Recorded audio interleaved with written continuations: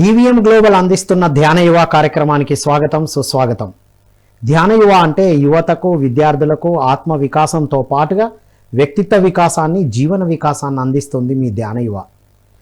ఈ ధ్యాన యువలో ఎంతోమంది యువత వారు సాధన చేసి ఎలా ట్రాన్స్ఫార్మ్ అయ్యారు, వారి లక్ష్యాలను ఎలా సాధించారో కూడా తెలుసుకుంటూ వస్తున్నాం. సో నేటి ధ్యాన యువలో ఆధ్యాత్మిక లక్ష్యం ఏమిటి? అసలు యువత అంటేనే డబ్బు సంపాదించడం లక్ష్యంగా, ఉద్యోగం సంపాదించడమే లక్ష్యంగా పెట్టుకుంటారు కదా. ఈ ఆధ్యాత్మిక లక్ష్యం ఎందుకు యువతకి?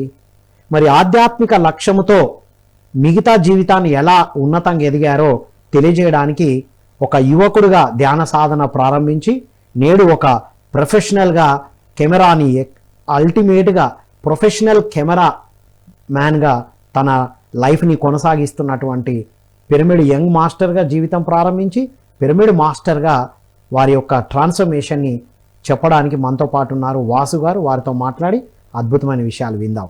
నమస్కారం వాసు. నమస్కారం. వెల్కమ్ టు ధ్యాన యువ. నమస్కారం. ఏంటి అసలు ఇప్పుడు యువత అంటే జీవితంలో ఏదో లక్ష్యం పెట్టుకుంటారు కదా, డబ్బు ఉద్యోగం ఇవే ఉంటాయి. ఏమిటి ఆధ్యాత్మిక లక్ష్యం?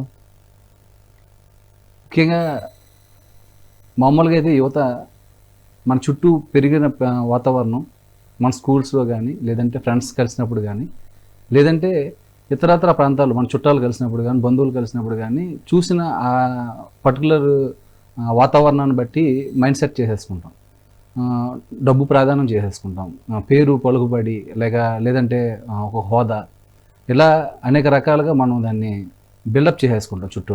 మన ఉనికి ఎలా ఉంటుందంటే ఓన్లీ డబ్బు, ఏదైతే ప్రాపంచిక జీవితంలో మనం అంతా గొప్పగా కనిపించాలన్న ఆ ఉనికిని మాత్రం ఎస్టాబ్లిష్ చేయడానికి మ్యాక్సిమం ప్రయత్నం చేస్తాం. ఆ ప్రయత్నంలో భాగంగానే మనం చదువు మీద ధ్యాస కానీ, ఉద్యోగాల మీద వేట కానీ, లేదంటే ఇంకా ఇతరత్ర పనులు కానీ మనం జీవితాన్ని నేను అనుకుంటాను అనమాట. ఈ ధ్యానం కానీ నాకు ఇప్పుడు ఈ ధ్యానం చేసి ఉండకపోతే నేను కూడా ఆ ప్రాపంచిక జీవితంలో అట్లానే కొట్టుమిట్టాడి ఉండిపోయేవాడినేమో అనిపించేది.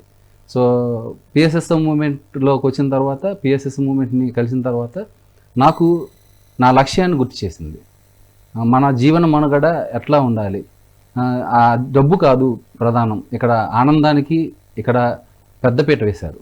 ఆనందం అంటే మళ్ళీ ఏదో ఎంజాయ్మెంట్గా ఏదో తాగడము, లేదంటే తిరగడము, లేదంటే ఏదో వెచ్చలవిడిగా ఉండడము, స్వేచ్ఛని పూర్తిగా స్వేచ్ఛ అంటే ఇతరులని భంగపరుస్తూ తిరగడము, లేదంటే ఇతరుల పట్ల పూర్తిగా అమర్యాదగా ఉండడము, అలా కాదు. దానికి ఒక క్రమం ఉంది. ఆ క్రమంలోనే ఒక మనిషి జీవన మనుగడ ఆనందాన్ని కలిగించుకునే లక్ష్యాన్ని ఆధ్యాత్మికత ఇస్తుంది. ఆధ్యాత్మికత అదే నేర్పిస్తుంది. ఆధ్యాత్మిక లక్ష్యమే జీవన విధానాన్ని నేర్పిస్తుంది. ఎస్, ఏది సాధించవచ్చో ఎలా సాధించవచ్చో చెప్తుంది. మరి ఈ ఆధ్యాత్మిక లక్ష్యం లేకముందు, ఆధ్యాత్మికత లేకముందు ఎలా ఉండేది వాసు జీవితం? నాకు ప్రొఫెషనల్ ఇప్పుడు కెమెరామెన్గా నేను ఉన్నాను. గతంలో నేనేం చేసామనంటే ఇందాక మీరు మాట్లాడినట్లు డబ్బు సంపాదనకి ఉన్నప్పుడు చాలా ఈ భూమి మీద బతకడానికి చాలా పనులు ఉన్నాయి, అనేక రకాల పనులు ఉన్నాయి. డబ్బు కావాలని కనిపిస్తే సో డబ్బు సంపాదించడానికి అనేక మార్గాల్లో నేను వెతుక్కుంటూ ఎప్పుడు ఎక్కడ ఒక దగ్గర చేసేవాడిని కాదు. ఒక 1 year పెయింటింగ్ చేస్తే ఆ 1 year పెయింటింగ్ నేర్చుకున్న తర్వాత ఆ ఆర్టిస్ట్ పెయింటింగ్ అయిపోయిన తర్వాత స్టిక్కరింగ్ నేర్చుకున్నాను. ఈ స్కూటర్లకి, లైక్ బస్సులకి కానీ అలా స్టిక్కరింగ్ చేయడం నేర్చుకున్నాను. స్టిక్కరింగ్ అయిపోయిన తర్వాత ఇంకొంచెం అప్గ్రేడెడ్గా ఆ స్టిక్కరింగ్లోనే కంప్యూటర్, నేను మళ్ళీ గొప్పగా చదువుకోలేదు. నేను మళ్ళీ ఏమంటారని కంప్యూటర్ కోర్సెస్ నేర్చుకోవడానికో లేదంటే ఇంకో దగ్గర ట్రైనింగ్ కూడా అవ్వలేదు. నేను మరీ ముఖ్యంగా ఎందుకు చెప్పాలనుకుంటున్నాను ఏంటంటే, ముఖ్యంగా యువత ఆ 20 నుంచి 30 బిలో ఈ రెండు అంటే ఈ 10 yearsలో వ్యక్తిత్వ వికాసం చాలా అద్భుతంగా వాళ్ళలో ఉన్న సృజనాత్మకత, కళ ఏదైతే ఉందో అది బయటకు వస్తుంది. ఎందుకంటే అప్పటి వరకు స్కూల్ లైఫ్, కాలేజ్ లైఫ్ ఇవన్నీ గడుపుంటారు కదా, దాంట్లో వాళ్ళకున్న గొప్ప అద్భుతమైన కళ అందరికీ ఉంటాయి. మనకు 64 కళల్లో ఏవైతే ఉన్నాయో అలాగే మనిషి ప్రతి ఒక్కరిలో గొప్ప టాలెంట్ ఉంటుంది. ఆ టాలెంట్ని వెలికి తీసి ఆ టైంలో మనం సెటరేట్ అయితే ఇంకా జీవితం అద్భుతంగా గడిచిపోతుంది. సో నేను కరెక్ట్గా నాకు కూడా 2011 అంటే 10లో అనుకుంటా ఈ పిఎస్ఎస్ మూమెంట్లోకి రావడం. సో అప్పుడు ఈ ధ్యానం పరిచయం అవడం వలన నేను బాగా అగ్రెసివ్గా ఉండేవాడిని. నేను చెప్పాను కదా, వన్ ఇయర్ ఎక్కడైనా చేస్తే మళ్ళీ వెంటనే ఇంకో దాంట్లోకి ట్రాన్స్ఫర్మేషన్ అయిపోయింది. ఒకటే కంటిన్యూ చేయడం ఇష్టం ఉండేది కాదు. కానీ ఎందులోకి వెళ్ళాలో తెలిసేది కాదు. ఏది ఉంటే అందులో ఒక అలా వెళ్తూ ఉండేది. ఏదైనా తెలిసిందంటే మళ్ళీ ఇంకా దాన్ని ముట్టుకున్నా ఉండేది. అయిపోయింది, అది నేర్చుకోవడానికి ఇంకా అర్థమయ్యేది ఉండేది అనమాట. అంటే నాకే కాదు, ఇప్పుడున్న యువతకు కూడా అట్లానే అలాగే ఉంటది. దేని మీద ధ్యాస ఉండదు, ఇది చేద్దాం అది చేద్దాం, పర్టికులర్ ఒక లక్ష్యం ఉండదు. అంటే ఎందుకు ఉండదంటే వెతుకులాట ఉంటుంది. ఇది మంచిదేమో, అది చేస్తే ఇంకా బాగుంటదేమో అన్న ఆశ. అక్కడ ఇప్పుడైతే మనకి అక్కడ ఇంకా అయిపోయింది అనుకుంటే వెంటనే వేరే దాంట్లోకి షిఫ్ట్ అయిపోతుంటది. ఒకవేళ షిఫ్ట్ కాలేదనుకోండి, బతుకు జీవుడా అంటూ ఇంకా జీవితాంతం దాన్ని ల్యాగ్ చేస్తూనే ఉండాలన్నమాట. అప్పుడు ఎన్ని వస్తుంది అంటే ఆఫీసులోని ఆఫీసర్లు తిట్టుకుంటాం, పని దగ్గరికి వెళ్తే పనిలో ఎవరైతే మనకు చెప్తుంటారో వాళ్ళని తిట్టుకుంటాం. ఇంకా ఇది ఇలాగ లాగ్ అవుతూ ఉంటుంది. జీవితం అంతా ఇంకా భారంగానే బతుకుతాం అనమాట. ధ్యానం లేకముందు ఏ లక్ష్యము లేకుండా ఏది ఉన్నదో దాన్ని ఒక 1 year పాటు చేసి ఎప్పుడు మారుస్తూ ఉండడం. అంటే నిజం చెప్పాలంటే ఏ లక్ష్యం లేదు. మరి ధ్యాన సాధన తర్వాత ఆధ్యాత్మిక లక్ష్యంతో ఎలా మారింది జీవితం? నేను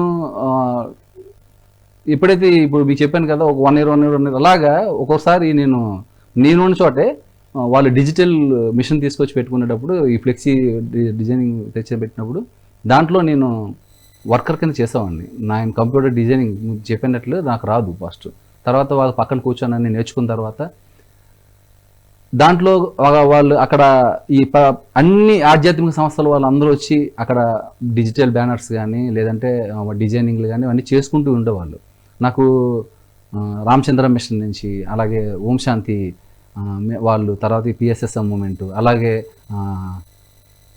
యోగాకు సంబంధించి అలాగే రకరకాల స్పిరిచువల్ ఆర్గనైజేషన్ నుంచి అక్కడికి అన్ని రకాల వాళ్ళు వచ్చేవాళ్ళు. కాబట్టి అన్ని ఆర్గనైజేషన్ వాళ్ళు చూసేవాడిని. నేను చూసేటప్పుడు ఏది ప్రాథమికంగా నాకు కనిపించేది కాదు. అన్నిటిలోని అంగులు ఆర్భాటాలు, తర్వాత చెప్పాను కదా ఇందాక, మన ఉనికిని ఎంత ఎస్టాబ్లిష్ చేసుకుంటాము అంటే అహంతో మనం ఎక్కువ పేరు పలుకుబడికి చేసే ప్రయత్నాల్లో అవే కనిపించేవి అనమాట.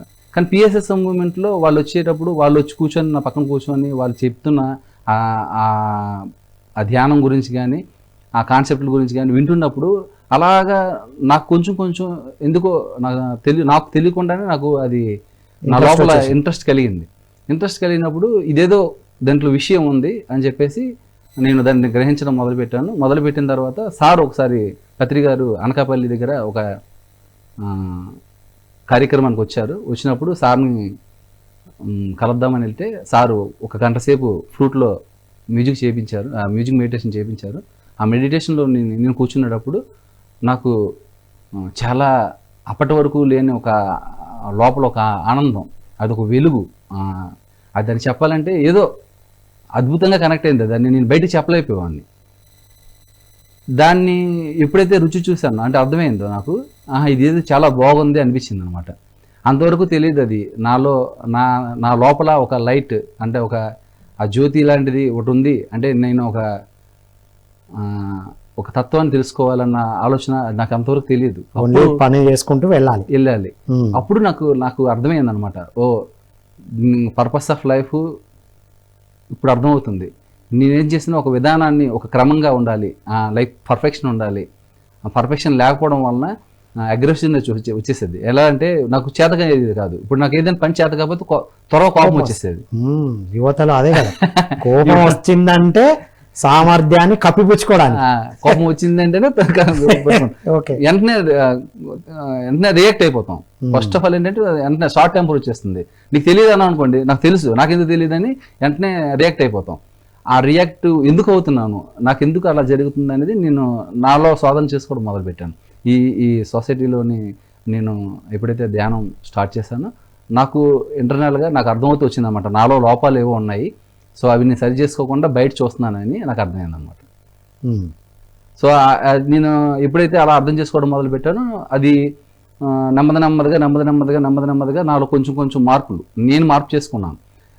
నేను దేని గురించి తాపత్రయపడుతున్నాను, డబ్బు కోసమా, పేరు కోసమా, లేదంటే దేనికోసం నేను అందరి దగ్గర ఇలాగా నాకు ఒకలాగా ఉండేది అనమాట. అందరి దగ్గర కొంచెం హంబుల్గా కనిపించాలని, గొప్పగా కనిపించాలని నా డ్రెస్ సెన్స్ మార్చేవాడిని. లేదంటే నాకు అర్థమయ్యేది కాదు, నేనేమంటే డ్రెస్ మార్చితే నన్ను అందరూ గొప్పగా చూస్తారు అనుకునేవాడిని. నాకు ఈ స్పిరిచువాలిటీలోకి వచ్చిన తర్వాత అర్థం ఏంటంటే డ్రెస్ మారితే కాదు, లోపల ఏవైతే సరికానివి ఉన్నాయో ఆ సరికానివి సరి చేసుకుంటే గుణాలు మారిస్తే రెస్పెక్ట్ వస్తుంది. ఓ మంచి అద్భుతమైన డ్రెస్సులు మారిస్తే కాదు, ఈ పౌడర్లు ఏవైతే ఉన్నాయో డ్రెస్సులు కాదు అవి నాకు అప్పుడు అర్థమైంది. అంతవరకు ఇప్పుడు అంటే నేను ఆ యూత్ నుంచి వచ్చాను కాబట్టి నేను చెప్తున్నాను ఏంటంటే, మనం 10 మందిలో గుర్తింపుని కోరుకుంటాం. ఎవరైతే అందరూ గుర్తించాలి, అందరూ దృష్టిలో పడాలి. అది ఆడైనా మగైనా అందరి దృష్టిలో పడాలి. అందరి దృష్టిలో పడాలంటే నాలో ఏదో ఒక ఎలివేషన్ ఉంటుంది, ఏదో ఒక కళాత్మకత ఏదో ఉంటుంది, సృజనాత్మకత. ఆ సృజనాత్మకత ఏదని తెలియక, ఇందాక నాకు జీవిత లక్ష్యం తెలియక ఎలా అయితే వెంపర్లాడానో అదే వెంపర్లాట జరుగుతూ ఉంటుంది అనమాట. ఆ వెంపర్లాట వలన మనం అబాస్ పాలైపోతాం, అవమానాలు పాలైపోతాం. నాకు తెలిసి ఏంటంటే అది ఎక్కడో తీసుకెళ్లి పెడేస్తుంది. ఎక్కడ పెడిచేస్తుంది అంటే ఏదో చెత్త కుప్పలో పెడిచేస్తుంది. బయట ఉన్న పై పొంగు ఎప్పుడైనా వాడేస్తుంది, లోపల గుణాలు మార్చుకోకుండా చేసేది ఏదైనా. రైట్. సో అట్లా నాకు నేను అదేమంటారు దాన్ని, నా ఉలి ఏంటంటే ధ్యానం. నన్ను చెక్కుకోవడానికి అదొక గొప్ప సాధన అయిపోయింది. ఓ, నీ జీవితానికి నువ్వే ఉలిలాగా చెక్కుకోవడానికి సాధనతో. సో నెమ్మదిగా బయట చూసేది నాలో ఇంప్లిమెంట్ చూసుకున్నవాడిని. అంటే బయట జరుగుతున్న దానికి నాకు టాలీ చేసుకున్నవాడిని. ఎందుకు నా ముందు ఇట్లా జరుగుతుంది, ఎందుకు నా ముందే ఎందుకు ఇలా జరగాలి, ఒకవేళ జరిగితే అది వాళ్ళ ప్రాబ్లమా నా ప్రాబ్లమా, నేనేం నేర్చుకోవాలి, అక్కడ జరిగేదాన్ని బట్టి ఏం నేర్చుకోవాలనేది నేను అర్థం చేసుకోవడం మొదలుపెట్టాను. అంతవరకు నేను ఇన్వాల్వ్ అయిపోయేవాడిని. అక్కడ ఏ సంఘటనలోనైనా సరే నేను ఇన్వాల్వ్ అయిపోయేవాడిని. తర్వాత ఏంటంటే కొట్టి మాట్లాడేవాడిని. నాకు అది చెప్తున్నాను కదా మీకు, నేను పుట్టిన పరిస్థితులు ఆ పరిస్థితులు అలాంటివి సార్. చుట్టూ వాతావరణం పిల్లల్ని అట్లా తయారు చేసేస్తుంది. సో అది కంట్రోలింగ్ చేయలేదు. సో ఇప్పుడు సపోజ్ నేనేంటంటే టార్కమ్ సార్డైన్ గారి బుక్స్ చదివాను చాలా, తర్వాత రాబిన్ శర్మ గారి బుక్స్ చదివాను, తర్వాత మన లోక్సేమ్ రాంప గారి బుక్స్ చదివాను, తర్వాత సువాంగ్సు, లోవట్టో, ఇలాంటి బుక్స్. ఈ బుక్స్ యువత ముఖ్యంగా చదవాలి సార్. ఈ బుక్స్ చదువుతుంటే ఎకర్ట్ టోలే గారు, ఆస్ట్రేలియన్, ఆయన గొప్ప ఆధ్యాత్మిక శాస్త్రవేత్త, హృదయ జ్వాల, ఆయన ఎంత అద్భుతమైన బుక్స్ రాశారు ఆయన. వర్తమాని భావ, ద పవర్ ఆఫ్ నవ్, అలాంటి బుక్స్ చదవడం వలన ఇప్పుడు యువతకి గొప్ప వరం. భగవద్గీత చదివి సంస్కృతంలో భగవద్గీత అర్థం చేసుకోవడానికి ఎంతో కష్టపడాల్సి వచ్చేది. గత 15 సంవత్సరాల్లోనే ఎంతో న్యూ ఏజ్ స్పిరిచువల్ మాస్టర్స్ తాలూకు పుస్తకాలు వచ్చాయి. ఆ పుస్తకాలు మనిషిని ఒక అద్భుత వ్యక్తిత్వాన్ని పరిచయం చేస్తుంది. ఆ వ్యక్తిత్వ వికాసానికి ఖచ్చితంగా ఆ బుక్స్ ఖచ్చితంగా తోడ్పడతాయి. పుస్తకాలు ఖచ్చితంగా మన చదువుతో పాటు ఆ పుస్తకాలు కూడా ఖచ్చితంగా చదవాలి. వావ్. అంటే ఇప్పుడు వాసు లైఫ్లో సాధనతో పాటు మార్చుకోవడానికి మంచి మంచి పుస్తకాలు చేతికి వచ్చాయి. నాకు ఎప్పుడైతే ధ్యానం చేయడం, ఎప్పుడైతే ఇది జరిగింది, బుక్స్ చేతికి రావడం, బుక్స్ చదవడం, ఎన్నో బుక్స్ చదవడం వలన నేను ఇంకా కొత్తగా పరిచయం, నన్ను ఇంకా కొత్తగా పరిచయం చేసుకునే భాగ్యాన్ని ఆ స్వాధ్యాయం ఇచ్చింది. అంటే ఇక్కడ వాసు ఒక్క నిమిషం, ఇప్పుడు ఏదో ఒక పని వెతుకుతున్న క్రమంలో కూర్చొని ధ్యానం చేయడమే గొప్ప విషయం. అసలు ఒక దగ్గర నిలకడ ఉండదు. అయినా పట్టుదలతో సాధించడం ఒక మెట్టు అయితే, పుస్తకాలు చదవడానికి అంత టైం, ఇప్పుడు వర్క్కి వెళ్ళాలి, అటు వెళ్ళాలి, అవన్నీ చూసుకోవాలి కదా. అందులో పుస్తకానికి ఎంత సమయం కేటాయించడం జరిగింది, అసలు పుస్తకాలు చదవాలన్న స్ఫూర్తి ఎందుకు వచ్చింది? ఎస్, ఇది మంచి భలే అడిగారు సార్. మామూలుగా అయితే ఇది చాలా మనం అనుకుంటాం అంటే రోజు ఉదయం లేవగానే మనకు టైం లేదు. ఫస్ట్ వర్డ్ ఏంటంటే టైం లేదు. చాలా బిజీ. ఏంటా బిజీ అంటే ఉదయం లేవడమో లేట్గా లేస్తాం, లేట్ నైట్ పడుకుంటాం. ఆఫీస్కి వెళ్ళినా, లేదంటే ఎక్కడ జాబ్ చేసినా, స్కూల్స్కి వెళ్ళినా చేసేది ఫస్ట్ ప్రయత్నపూర్వకంగా మనం చేసేది లేట్ నైట్ పడుకోవడం, ఉదయాన్న లేటుగా లేవడం, లేదు త్వరగా లేవడం, లేట్ నైట్ పడుకోవడం, త్వరగా లేవడం, నీరసము, నిస్సత్వ, సరిగ్గా నిద్రపోకపోవడం. ఇప్పుడంతా సెల్ ఫోన్స్ వచ్చేసాయి.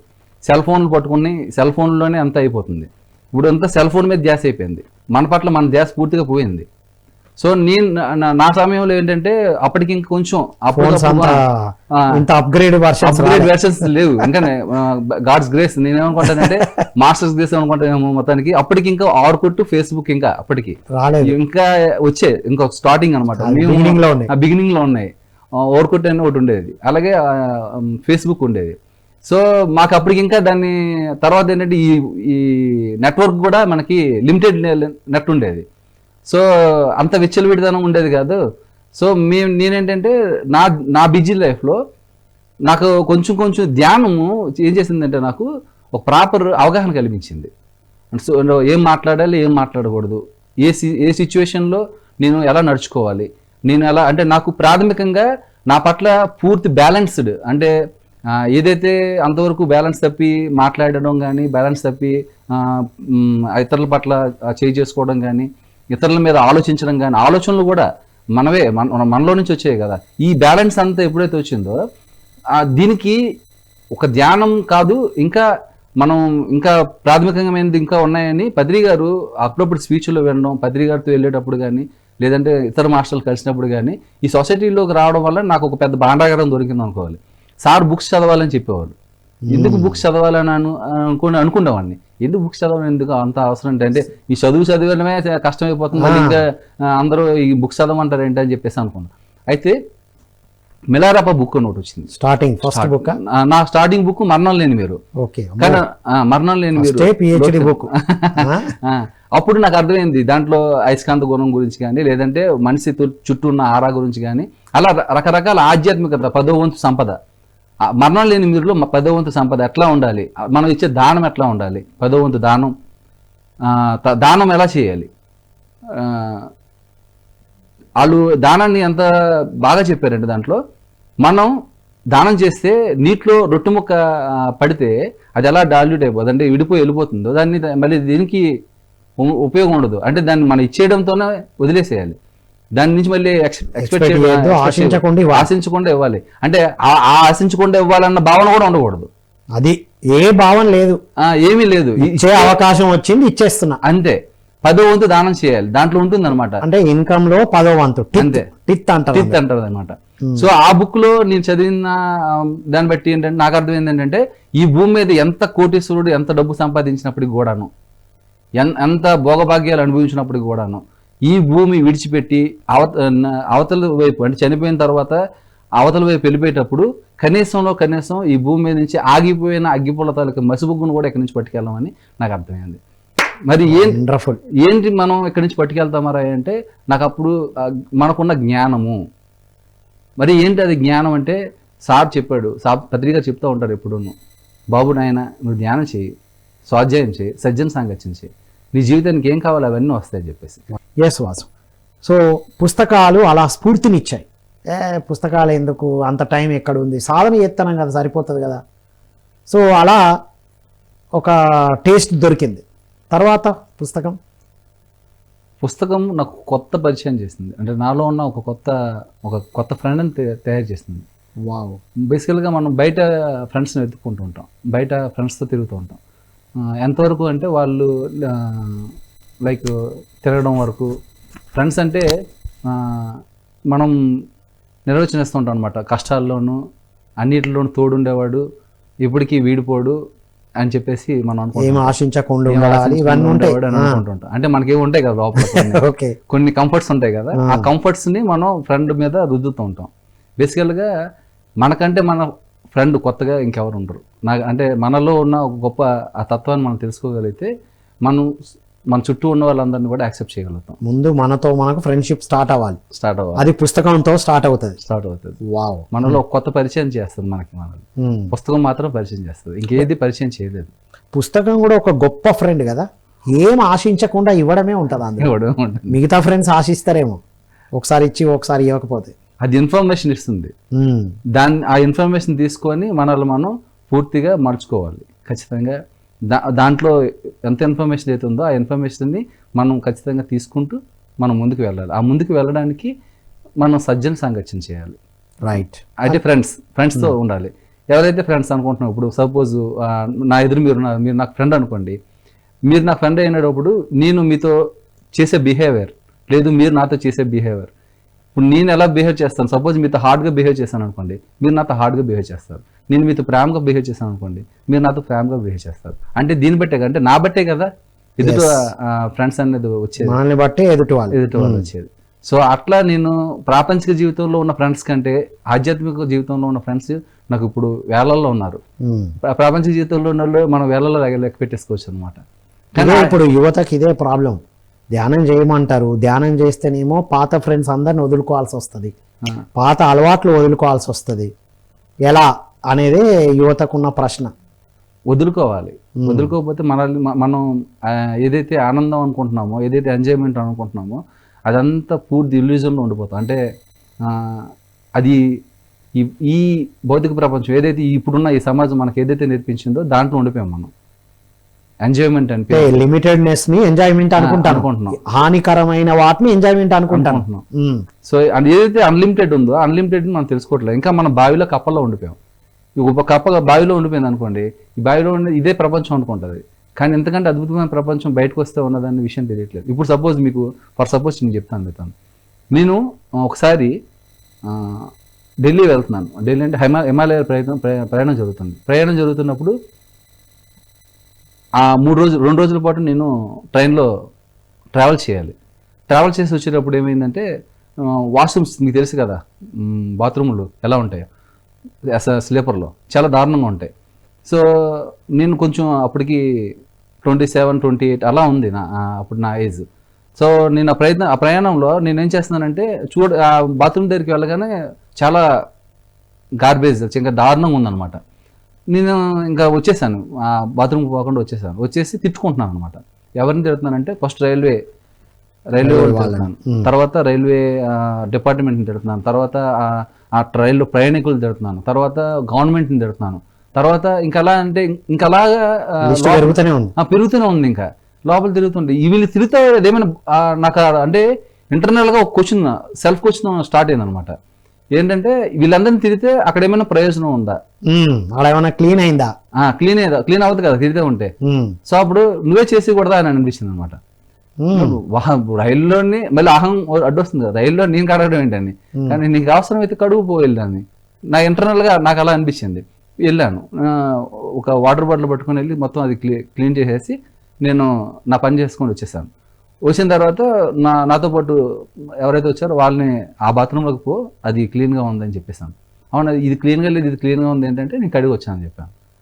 అంటే ఆయన అన్నాడు, అమ్మో నువ్వు బాత్రూంలో కడుగుతావు ఏంటారు బాగా అంటే, లేదు ఏదో ఒకటి బాధ్యత తీసుకోవాలి. యువత ఖచ్చితంగా ఇనిషియేట్ తీసుకోవాలి, ప్రతి దాంట్లో బాధ్యత తీసుకోవాలి. ఇప్పుడు నేను వైజాగ్లో ఉండేటప్పుడు ఒక ఎన్జిఓ టీంతో చేసేవాడిని, సోల్స్ ఆఫ్ హ్యూమానిటీ అని ఒక ఎన్జిఓ టీం. దాంట్లో ఎంటెక్ బీటెక్ చదువుతున్న పిల్లలు, డాక్టర్ చదువుతున్న పిల్లలు, అలాగే ఇంటర్ డిగ్రీ చదువుతున్న పిల్లలు, వీళ్ళందరూ నాతో కంబైండ్ అయ్యి మీ అందరం కలిసి సర్వీస్ చేసేవాళ్ళం. మా రోజు అందరికీ భోజనాలు పెట్టడం, లైక్ రక్తదానాలు చేయడం, లైక్ స్వచ్ఛ భారత్ చేయడం, బీచ్ క్లీనింగ్ చేయడం, అలాగే విద్యా వికాసాన్ని పేరుతో బుక్స్ పంచిపెట్టడం, ఇలా రకరకాల యూత్ వాళ్ళు వచ్చి చేస్తూ ఉండేవాళ్ళు అనమాట. సో నేను వాళ్ళని అంతటా చూశాను. నాకు అర్థమైంది ఏంటంటే సేవ చేయడానికి ముందు ప్రాథమికంగా ఉన్నారు, కానీ వాళ్ళు ఉనికి చాటుకోవడానికి చేస్తున్నాం. నా ప్రయత్నంగా ఏంటంటే ఉనికి చాటుకోవడానికి, అంటే గుర్తించాలని చేయడం మీద వెళ్ళిపోతుంది. సో గుర్తించాలని చేయడం మీద వెళ్ళిపోయేటప్పుడు అంటే పేరు ప్రత్యేకతలు అంటే ఈ సేవ మార్గాన్ని బాధ్యత అన్న దాని మీద కాకుండా పేరు ప్రత్యేకతలు కానీ ఎప్పుడైతే వెళ్ళిపోతుందో సో అది అంతా మొత్తం డైల్యూట్ అయిపోతుంది సార్. అంటే అది ఇంకొక మార్గం వెళ్ళిపోతుంది, అది సేవ అనబడదు చెప్పాలంటే ఇంకా అదేందో జరుగుతూ ఉంటుంది.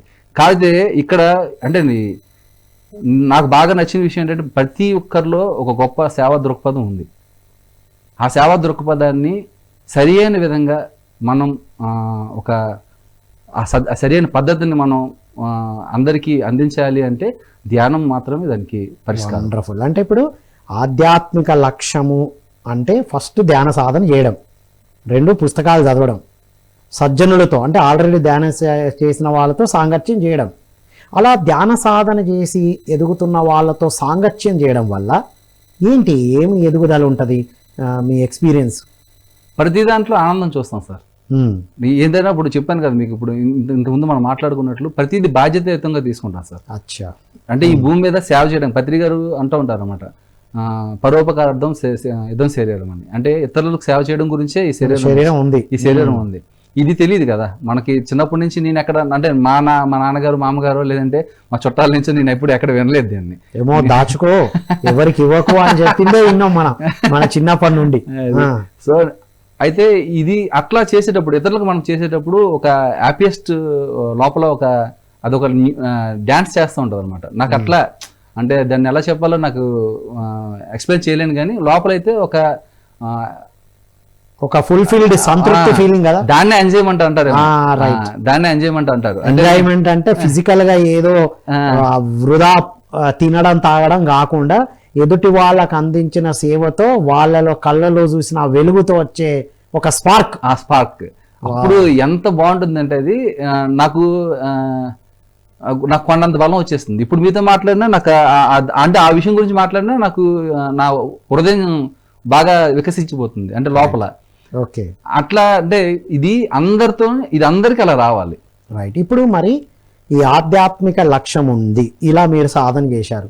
మరి ప్రాపంచికంగా ఒక వృత్తిలో ఉండడం, మంత్లీ ఇన్కము, ఫ్యామిలీ కావాలి కదా. మరి ఈ ఆధ్యాత్మిక లక్ష్యముతో కావాల్సిన అన్ని ఏర్పాటు చేయబడతాయా? మీ జీవితంలో ఎలా వస్తుంది? ఇది పిఎస్ఎస్ఎం మూమెంట్కి పెద్ద క్వశ్చన్ మార్క్ మామూలుగా అయితే. ఎందుకంటే అందరూ అనుకుంటారు ఏంటంటే ఆధ్యాత్మికత అంటే ఇదొక ఏదైనా ఏమంటారంటే వైరాగ్యం, అన్ని వదిలిపెట్టేసి ఇంకా ఓన్లీ డెడికేషన్గా సేవ అన్న కార్యక్రమం మీద వెళ్ళిపోయి ఇంకా దాంట్లోనే చేస్తారని చెప్పేసి ఇలా ఉండిపోతుంది అనమాట. నేనేమంటానంటే ఎప్పుడైతే ఇలా మనం ప్రాపంచికంగా అండ్ ఆధ్యాత్మికంగా రెండు బ్యాలెన్స్ చేసుకొని వెళ్తూ ఉంటామో ఇది గొప్ప వైభోగాన్ని ఇస్తుంది. పత్రికలు అంటారు దీన్ని, ఇది మనది వైరాగ్యం బ్యాచ్ కాదు, ఇది వైభోగం బ్యాచ్. సో నాకు ఇది వైభోగాన్ని ఎలా ఇచ్చిందంటే, గొప్ప అద్భుతమైన ఈ వసుదైక కుటుంబం అన్న ఒక ఓడ్ ఉంటుంది చూసారా, మాట్లాడుతూ ఉంటాం మన వసుదైక కుటుంబం అని. ఏ ఊర్లో వెళ్ళినా పిరమిడ్ మాస్టర్లు ఉంటారు. పిరమిడ్ మాస్టర్లు ఉన్నారు అంటే అక్కడ మనకి ఖచ్చితంగా మనకి ఆ ఫ్రెండ్షిప్ ఉంటుంది, ఆ కుటుంబం ఉంటుంది ఖచ్చితంగా. ఏ ఊరు వెళ్ళినా, చిత్తూరు నుంచి శ్రీకాకుళం వరకు. రైట్. ఇప్పుడు ఎక్కడ ఒక నిలకడగా ఉండని వాసు ఇప్పుడు కెమెరా పట్టుకొని నిలకడగా ఎందుకు ఉంటున్నాడు? నేను పత్రి గారికి మామూలుగా డిజైన్స్ చేసామని, పత్రి సార్ చెప్పిన కొటేషన్స్ డిజైన్ చేసామని. సో వచ్చి చూసి అప్పటికి సోషల్ మీడియాలో ఏదైతే మనం ప్రాథమికంగా సొసైటీ నుంచి బయటికి పంపించాల్సిన అవసరం వచ్చిందో అప్పుడు నేను ఆ టెక్నికల్ డిపార్ట్మెంట్లో నందగ సార్తో పాటు ప్రయాణం చేసి జరిగేది అది. అట్లా జరుగుతున్నప్పుడు సార్ ఫోటోలు కొన్ని అవసరం అయ్యాను నాకు. అప్పుడు అందరిని అడిగేవాడిని కావాలని. సో అది ఎవరిని పట్టుకున్నా ఎవరిది దానికి సరైన ఇన్ఫర్మేషన్ ఇచ్చేవాళ్ళు కాదు. సరే మనమే కొనేసి తీస్తే పోదా అని అట్లా కెమెరా తీసుకోవడం. పత్రి సార్ ఫొటోస్ కావాలి అన్న థాట్ నుంచి మనమే ఆ ఫొటోస్ తీస్తే బెటర్ అని ఐడియా వచ్చింది. తీసి సో డిజైనింగ్ సెక్షన్లో కొంచెం అప్పటికి కొంచెం తెలిసింది కాబట్టి కెమెరా తీసి నేను ప్రొఫెషనల్ ఫోటోగ్రాఫర్ కాదు అప్పటికి. సో నేను పత్రి సార్కి తీసి నేను ప్రొఫెషనల్ ఫోటోగ్రాఫర్ అయిపోయాను. అది ఎలా దాంట్లో టెక్నికల్గా దాన్ని ఎలా చేయాలో అవన్నీ నేను నేర్చుకున్నాను. నేను ఎవరి దగ్గరికి వెళ్ళి నేర్చుకోలే, కెమెరా గురించి కానీ ఎక్కడ కానీ నేను వెళ్ళి ఎవరి దగ్గర నేర్చుకోలే. నేను కానీ స్వతహాగా నేర్చుకోగలను. నేనే కాదు, మొత్తం ఈ భూప్రపంచం మీద ఏ యువత అయినా సరే ఏదైనా చూస్తే వచ్చేస్తుంది. ఏదైనా ఇప్పుడు అన్నీ ఉన్నాయి కదా. ఇప్పుడు ఇంతకుముందు అంటే కోర్సుకి ఫీజు కట్టి వెళ్ళాల్సి వచ్చేది, ఇప్పుడు అన్నీ అందుబాటులో ఉన్నాయి కదా. ఎవరైనా ఇలా ఎక్స్పర్ట్ ఉన్నారు వాళ్ళతో ఉన్నా తెలుస్తుంది, పట్టుకుంటే అదే తెలుస్తుంది. సరే దాన్ని ప్రాపర్ సరైన విధంగా వాడితే ఉండాలి. అంటే దానికి బేసు ధ్యానంతో ఒక క్లారిటీతో ఉండడం, పుస్తకాలు చదివి నాలో ఆ పవర్ ఉందని తెలుసుకోవడం, సజ్జనుల సాంగత్యం చేసి అరే వాళ్ళు ఎదిగినప్పుడు నాకెందుకు సాధ్యం అనే ఒక విశ్వాసాన్ని కలిగి ఉండడం, ఈ మూడు బేస్ అయినాయి. అవును సార్. మీరు అన్నారు కదా ఇప్పుడు డబ్బు సంపాదన మీద అంటే ప్రాపంచికంగా వస్తాయా అడిగారు. ప్రాపంచికంగా వస్తాయి సార్. అప్పుడు ఎలా అంటారంటే ధర్మంగా తీసుకుంటాం, ఏదైనా తీసుకుంటే ధర్మంగా తీసుకుంటాం. దేని ఏమంటుందని ఆశపూరితంగానో లేదంటే లోభాకారంగానో తీసుకో. హైలీ ఎక్స్పెక్టేషన్స్ ఉండవు తీసుకునే దగ్గర. ఇవ్వడంలోనూ ఉంటుంది, తీసుకోవడంలోనే అదే ధర్మం ఉంటుంది. అంటే ఒక ప్రొఫెషనల్ కెమెరామెన్గా ఎంత క్వాలిటీగా ఇవ్వాలో ఇవ్వడం, ఏది వస్తే అది అంగీకరించి దాంట్లో అద్భుతంగా జీవించడం. అంతే. వావ్. అది అదే అద్భుతమైన జీవితం సార్, అదే ఆనందమైన జీవితం. అందరూ ఏమనుకుంటున్నారంటే డబ్బు సంపాదించడం, డబ్బుని కూడబెట్టుకోవడం. డబ్బు ఎట్లా వస్తుంది ఇప్పుడు? అదే కదా ఇప్పుడు వస్తాం మరి. ఇప్పుడు ఈ కెమెరా బయట తీస్తే ఓ 10,000 20,000 వస్తాయి, ఇక్కడ ఒకసారి వస్తాయి ఒకసారి రావు, ఇలా అనేది అందరి ప్రశ్న. వస్తాయి సార్, అది మనకి ఏం కావాలో. ఇప్పుడు నా చిన్నప్పుడు స్కూల్ ఫీజు కట్టాలనో, లేదంటే కరెంట్ బిల్ కట్టాలనో, లేదంటే ఇంట్లో సరుకులు లేవనో, నేను ఎప్పుడైతే ఒక 5-6 సంవత్సరాలు ఉన్నప్పుడు, 10 సంవత్సరాలు ఉన్నప్పుడు, నీ స్కూల్ లైఫ్లో మా తల్లిదండ్రులు అవన్నీ మా తల్లిదండ్రులు చూసుకునేవాళ్ళు. అప్పుడు మనకి బాధ్యత, నా బాధ్యత అంటే నాకు తెలియ బాధ్యత కూడా కాదు, నాకు వాటి మీద నాకు ఇదే లేదు. సో పెద్ద అయిన తర్వాత నా తల్లిదండ్రులు చూసుకుంటారు. ఎవరా నా తల్లిదండ్రులు అంటే సృష్టి. నాకు జీవం ఇచ్చిన సృష్టి నాకు చూసుకోదా. నేను సరైన అవగాహనతో వెళ్ళిపోతే బాధ్యతగా మనం ఏం చేయాలో చేస్తే చాలు, అంతే. అది రావాల్సింది వస్తుంది సార్, వచ్చింది అందరికి సరిపోతుంది. ఇప్పుడు సరిపోవట్లేదు అని బాధతో కదా ఇప్పుడు మనం వెంపర్లాడుతుంది. నాకు ఇప్పుడు 50,000 వచ్చినా, ₹1,00,000 వచ్చినా, 2 లక్షలు వచ్చినా, ఇప్పుడు లేదంటే నేను ఏ అపార్ట్మెంట్ లో డబ్బులకి అద్దుకున్నా, అద్దె కట్టడం, అద్దె గురించి, లేదంటే ఫ్యామిలీ పోషణ గురించి, లేదంటే పిల్లలు స్కూల్ ఫీజు గురించి, లేదంటే ఇంకా ఇంకో రకరకాల బండి మెయింటెనెన్స్ గురించి, ప్రతి నెల ఈఎంఐల గురించి, దీని గురించే నా బుర్ర పరిగెడుతూ ఉంటుంది. నేను లక్కీగా ఏంటంటే దీంట్లోకి వచ్చిన తర్వాత నేను వాటిలో చిక్కుకోలేదు. అన్ని స్మూత్ గా నడుస్తున్నాయి, అవన్నీ స్మూత్ గా నడుస్తూ ఉంటాయి. నాకు అధికంగా సంపాదించాలన్న ఆలోచన లేదు ఫస్ట్, అలా ఉండేది నాకు. తర్వాత నాకు అది అధికంగా సంపాదించాలి, నాకు అవసరం నిమిత్తమే నాకు సంపాదన ఉంటే సరిపోతుంది. ఎప్పుడు ఏది అవసరమో అది వస్తుంది, అది ఏర్పాటు చేయబడుతుంది. ఒక్కొక్కసారి డబ్బులు ఉన్నా కూడా, ఇప్పుడు బ్యాంకులో ఉంటాయి, ఏటీఎంలు ఉంటాయి, ఏటీఎంలో డబ్బులు రాక, డబ్బులు ఉన్నా కూడా యూటిలైజ్ చేసుకోలేని సమయంలో ఉన్నాం మనం ఇప్పుడు. అది అవసరానికి సరిపడా ఎప్పుడు అవసరమో అప్పుడు వస్తుంది. దానికి కూడా మీకు నా జీవితం ఎగ్జాంపుల్గా చెప్పవచ్చు. నేను వాస్తవం చెప్పాలంటే నేను ఎటువంటి అలవాటు లేదు. అంటే ఈ కైనా, గుట్కా, మందు, లేదంటే ఇంకోటి ఏవైతే వ్యసనం అని అనుకుంటారో, అంటే నాది కానిది అనుకొని ఏదైతే వ్యసనం అని అనుకుంటారో, అటువంటి ఖర్చులు పెట్టి ఏవైతే ఉన్నాయో అవేవి నేను వాస్తవం చెప్పాలంటే నేను దీపావళి కూడా చేయను. ఎందుకంటే డబ్బులు నాకు ఆ దీపావళి కాల్స్తుంటే నా డబ్బులే తగలగెడుతున్నట్లు ఫీలింగ్ అయిపోవాడిని. అంటే అంత అలా ఆలోచిస్తాను నేను. వృధా ఖర్చులు లేవు అయినప్పటికీ అర్థం చేసుకోవాలి, వృధా ఖర్చులు లేవు. నేను అలాగా ఖర్చు పెట్టకుండా డబ్బులు దాచుకుంటే నాకు దానికి తగ్గ ఒక పెద్ద ప్రాబ్లం నాకు క్రియేట్ అయ్యి ఉండేది.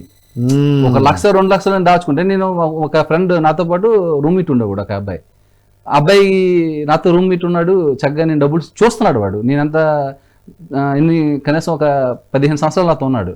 చూశాడు నాకు ఇంత అమౌంట్ అవసరం, నేను ఇంత షాప్ పెడుతున్నాను అనగానే నేను తనకి హెల్ప్ చేశాను.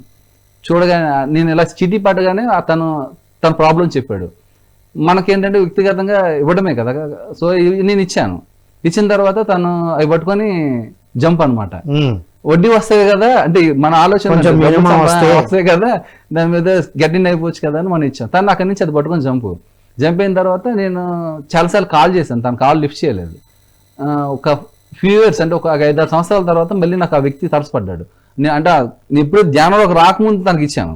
ఓకే, ధ్యానంలోకి వచ్చిన తర్వాత అప్పటికి వెళ్ళి చెప్పాను కదా మీకు, ఈ బుక్స్ చదవడం, ఈ రియలైజేషన్స్ అవ్వడం, అంటే వాడి దగ్గర డబ్బులు లేక, అంటే నాకు అప్పుడు కోపం ఉండేది. ఆ వ్యక్తి ఎక్కడైనా కనిపిస్తే కొట్టేసి ఇరకొట్టేద్దాం అన్నంత కోపం ఉండేది.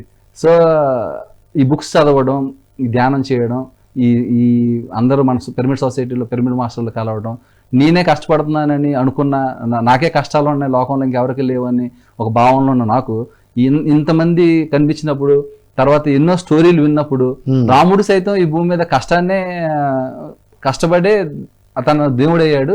మరి ఏ కష్టం లేకుండా ఇక్కడ మనం కష్టం మనకేం లేదు అని కష్టం చిన్నగా కనిపించింది. అప్పుడు ఆయన డబ్బులు ఒకసారి ఆయన 5 సంవత్సరాల తర్వాత కనిపించిన తర్వాత నేను ఏమనలే, తనే వచ్చాడు నా దగ్గరికి. వచ్చి, అన్న నీకు నేను మోసం చేశాను అన్న, నా దగ్గర లేక నేను ఇవ్వలేకపోయాను, నేను అప్పుడప్పుడు నీకు ఇస్తానన్నా, అంతే అప్పుడప్పుడు నీకు ఇవ్వగలను నాకున్న ఈ బిజినెస్ ద్వారా అని చెప్పి నాకు కరెక్ట్గా ఎప్పుడైనా వాస్తవానికి ఇందాక మీరు అన్నారు కదా నీకు డబ్బులు ప్రాపంచిక జీవితంలో సరిపోయినప్పుడు ఎలా వస్తాయని చెప్పి అడిగారు కదా, వాడు అప్పుడప్పుడు ఆ డబ్బులు వేస్తూ ఉంటాడు, నాకు రావాల్సిన డబ్బులు వస్తున్నాయి అనమాట. Wonderful wonderful Vasu. అంటే ఇంకా లేవు వెళ్ళిపోయినాయి అనుకున్నాయి కూడా మనం ఆధ్యాత్మిక లక్ష్యముతో సాధనతో ఉన్నప్పుడు రావాల్సినవి అన్నీ వస్తాయి, చేయవలసినవి చేస్తే రావాల్సినవి వస్తాయి. సో చివరగా యువతకి మీ మెసేజ్. ఫ్రెండ్స్ నేనేమంటానంటే ఇప్పుడు టెక్నికల్ ఏదైతే ఆధునిక రకంగా మొత్తం భారతదేశం, యావత్ భారతదేశమే కాదు ప్రపంచం మొత్తం టెక్నికల్ వేడిగా గొప్ప అద్భుతంగా ఒక ఏఐ టెక్నాలజీ కూడా వచ్చేసింది. సో ఉన్న టెక్నాలజీని సరి అయిన విధంగా వాడితే ప్రాపర్ ఏదైనా బాధ్యతగా తీసుకోవాలి, బాధ్యతగా తీసుకొని ఆ బాధ్యతని అందరికీ, ఆ బాధ్యతతో అందరికీ దాన్ని మనం అందరి వాళ్ళ తాలూ తత్వాలను మనం తెలియపరిచేటట్లు చేస్తే ఈ భూమి అంతా ఒక వసుదైక కుటుంబంలో మెలుగుతుంది. మరి ప్రాథమికంగా ఆ బాధ్యత అంటే ఏంటి అంటే సేవ. ఆ సేవా కార్యక్రమంలో కూడా నేను నాది లేకుండా ఉండడం, మరి దానికి ప్రాథమికమైనది ధ్యానం, స్వాధ్యాయం, సజ్జన సాంగత్యం. ఈ ఆధ్యాత్మికత అనేది ఏ యువతకి లేకపోతే ఆ యువత పక్కదారి పట్టిపోతుంది. రకరకాల గంజాయి అని, దురలవాట్లని, ఆ అలవాటని, ఈ అలవాటని, ఫ్రెండ్స్తో అక్కడికని ఇక్కడికని వెళ్ళి, మరీ ముఖ్యంగా చెప్తున్నాను నేచర్ని లవ్ చేస్తున్నాం అని చెప్తున్నాం, నేచర్తో కనెక్టివిటీ చాలా బాగుంటుందని చెప్పేసి తిరుగుతూ ఉంటాం. నేచర్లోకి వెళ్ళేటప్పుడు కూడా మనం నేచర్ పట్ల పూర్తి బాధ్యత వహించాలి. అక్కడ మనం దేన్ని కదపక చెరపక ఉంటే ఉన్న వాతావరణాన్ని మనం కాపాడుకోగలగాలి. అలాగే మరి అందరూ ధ్యానం చేయాలి. ధ్యానమే శరణం ఈ భూమి మీద ప్రతి ఒక్కరికి. మరి ధ్యాన జీవన మనుగడ అనేది చాలా ఆనందాన్ని ఇస్తుంది. మరి అదే అందరూ ఉండాలన్నది నా ఆలోచన. అలా ఉంటే ఇంకా జీవితం అద్భుతంగా అయిపోతుంది అందరికీ. Wonderful Vasu, thank you so much. Thank you sir, thank you very much. So ఇది my dear students, youth of India and the world. జీవితంలో మీరు ఏ లక్ష్యాలు సాధించాలన్నా ముందుగా ఆధ్యాత్మిక లక్ష్యం పెట్టుకోవాలి. నేను ధ్యాన సాధన చేయాలి, ఆధ్యాత్మిక పుస్తకాలు చదవాలి అనేటువంటి ఈ సాధనలకు టైం ఇచ్చినప్పుడు ప్రాపంచికంగా మీరు ఎక్కడ ఉండబడాలో, ఏం చేస్తే మీకు రావాల్సింది వస్తుందో అన్నీ జరుగుతాయి అనేది వాసు యొక్క లైఫ్ ద్వారా తెలుసుకున్నాం. కాబట్టి ప్రతి ఒక్కరూ ధ్యాన సాధన చేస్తూ ఉన్నతంగా ఎదగాలని కోరుకుంటూ మరో కార్యక్రమంలో మళ్ళీ కలుద్దాం. అంతవరకు సెలవు. Thank you all.